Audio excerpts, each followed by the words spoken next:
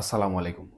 বিগত ৫ই আগস্টের পর থেকে অনেকেই ভেবেছিলেন যে আওয়ামী লীগ যে রাজনৈতিক দলটি রয়েছে, সেই রাজনৈতিক দলটি হয়তোবা আর কখনো রাজনীতিতে ফিরবে না, অথবা আওয়ামী লীগের রাজনীতি করা এই বাংলাদেশের মাটিতে সম্ভব হবে না।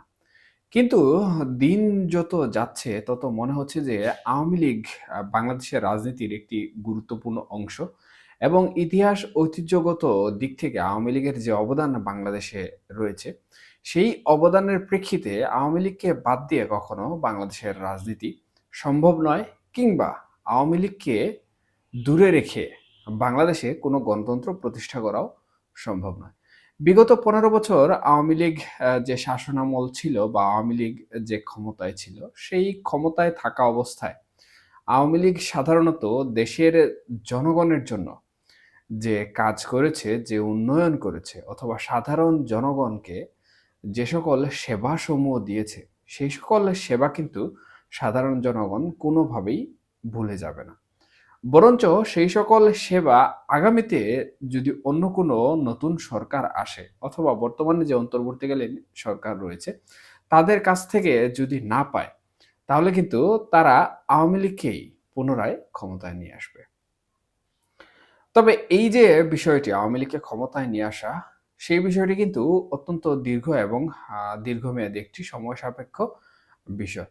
বর্তমানে যে বিষয়টি নিয়ে আলাপ আলোচনা সবথেকে বেশি জোরালোভাবে হচ্ছে, সেটি হচ্ছে আওয়ামী লীগের রাজনীতিতে ফেরা, শেখ হাসিনার দেশে ফেরা।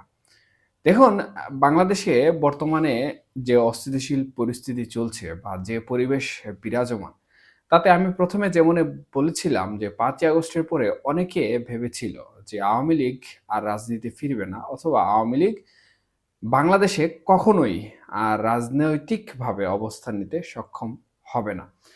কিন্তু দিন যত যাচ্ছে তত কিন্তু সবকিছু উল্টে যাচ্ছে। অর্থাৎ আন্তর্জাতিক রাজনীতির মারপ্যাচ থেকে শুরু করে দেশের অভ্যন্তরীণ রাজনীতির মারপ্যাচের মাধ্যমে কিন্তু আওয়ামী লীগ অনেকটাই সফলভাবে তাদের যে রাজনীতি রয়েছে, সেই রাজনীতিতে ঘুরে দাঁড়ানোর চেষ্টা করছে।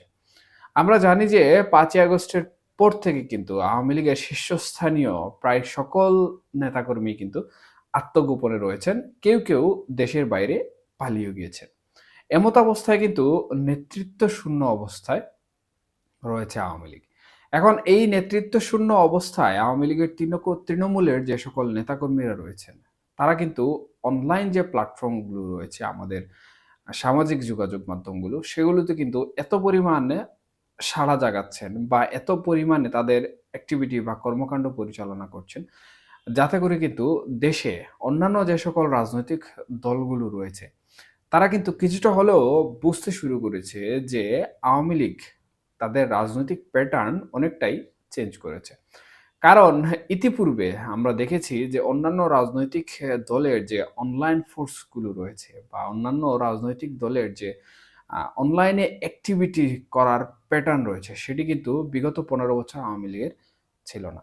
এবং সেটি অর্জন করার জন্য আওয়ামী লীগ বিভিন্নভাবে চেষ্টা করলেও সেটি আসলে বিভিন্ন ধরনের দুর্নীতি থেকে শুরু করে অপকর্মের আড়ালে ঢাকা পড়ে গিয়েছে। অর্থাৎ আওয়ামী লীগের রাজনৈতিক দলের যে সাইবার ইউনিট থাকা প্রয়োজন বা আওয়ামী লীগ সরকারিভাবে যে ফান্ডিং এর মাধ্যমে একটি নিজস্ব সাইবার ইউনিট গঠন করা প্রয়োজন, সেটি কিন্তু করতে তারা সক্ষম হয়নি।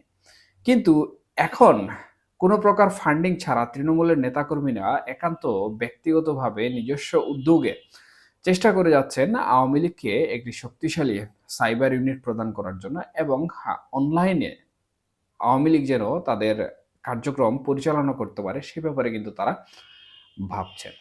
এখন এই যে একটি বিষয়, এই বিষয়টি কিন্তু বাংলাদেশের সাধারণ মানুষ থেকে শুরু করে রাজনৈতিক শ্রেণী-পেশার সকল মানুষকে কিন্তু আওয়ামী লীগ নিয়ে আবারও ভাবাতে শুরু করেছে। এবং যারা ভেবেছিলেন যে আওয়ামী লীগ নিঃশেষ হয়ে যাচ্ছে বা আওয়ামী লীগ কখনো ফিরে আসবে না, তারাও কিন্তু অনেকটা এই বিষয় নিয়ে চিন্তা এবং উদ্বেগ প্রকাশ করছে যে ঐতিহ্যবাহী এই রাজনৈতিক দলটিকে কখনোই নিঃশেষ করা সম্ভব হবে না। তবে আওয়ামী লীগ বর্তমানে যে অনলাইনে কার্যক্রম পরিচালনা করছে, এর মাধ্যমে কিন্তু বাংলাদেশের মাঠ রাজনীতি কোনোভাবেই করা সম্ভব নয় বা দখল করা সম্ভব নয়। এখন আওয়ামী লীগ মাঠ রাজনীতিতে ফেরার জন্য এবং শেখ হাসিনার দেশে ফেরার জন্য কি পদক্ষেপ নিচ্ছে বা কি জন্য অপেক্ষা করছে, এই বিষয়টি জানা খুবই গুরুত্বপূর্ণ। দেখুন, আন্তর্জাতিক রাজনীতি এমন একটি বিষয় যেটির প্রভাবে সাধারণত একটি দেশের অভ্যন্তরীণ রাজনীতি থেকে শুরু করে সেই দেশের বিভিন্ন ধরনের পটভূমির পরিবর্তন হয়। আবার ক্ষমতার রদবদল থেকে শুরু করে ক্ষমতায় বহাল হওয়ার বিষয়টিও কিন্তু এই আন্তর্জাতিক রাজনীতির প্রভাবে অনেকটাই হয়ে থাকে। আমরা ইতিমধ্যে দেখেছি যে বাংলাদেশের সুষ্ঠু নির্বাচন এবং রাজনীতির অস্থিতিশীল পরিস্থিতি নিয়ে আমেরিকা এবং ভারত কিন্তু খুব ঢালাওভাবে তৎপরতা দেখিয়েছে এবং এই দুটি রাষ্ট্র চাচ্ছে যে বাংলাদেশে একটি অবাধ ও সুষ্ঠু নির্বাচন হোক, গণতান্ত্রিক পরিবেশ ফিরে আসুক এবং রাজনীতি করার যে একটি সুস্থ পরিবেশ রয়েছে সেই পরিবেশটি কিন্তু ফিরিয়ে আনার জন্য তারা চেষ্টা করছেন। এমতো অবস্থায় আওয়ামী লীগ ছাড়া আসলে বাংলাদেশের সুষ্ঠু নির্বাচন সম্ভব কিনা বা একটি বৃহৎ রাজনৈতিক দল ছাড়া রাজনীতির সুস্থ পরিবেশ ফিরিয়ে আনা সম্ভব কিনা, এটি নিয়েও কিন্তু অনেকে চিন্তা করছেন এবং উদ্বেগ প্রকাশ করছেন। সুতরাং এখানে বলা যেতে পারে যে আন্তর্জাতিক রাজনীতির যে প্রভাবটি রয়েছে সেই প্রভাবে কিন্তু আওয়ামী লীগ অনেকটাই তাদের যে মাঠ রাজনীতিতে ফেরা বা নির্বাচনে অংশগ্রহণ করা এই পথটি কিন্তু অনেকটাই সুগম করে ফেলছে। এখন যে বিষয়টি রয়েছে সেটি হচ্ছে জাতিসংঘ, অর্থাৎ জাতিসংঘের যে প্রতিনিধি দল বাংলাদেশের বর্তমান পরিস্থিতি সরেজমিনে দেখার জন্য বাংলাদেশে অবস্থান করছেন বা বাংলাদেশে এসেছেন এবং সপ্তাহখানেক তারা এই দেশে অবস্থান করবেন। এই দেশে অবস্থানকালীন সময়ে দেশের যে সংস্কার কর্মকাণ্ড চলছে বা অন্তর্বর্তীকালীন সরকার যে সকল কর্মকাণ্ড কর্মসূচি পালন করছে সেগুলো তারা লক্ষ্য করবেন।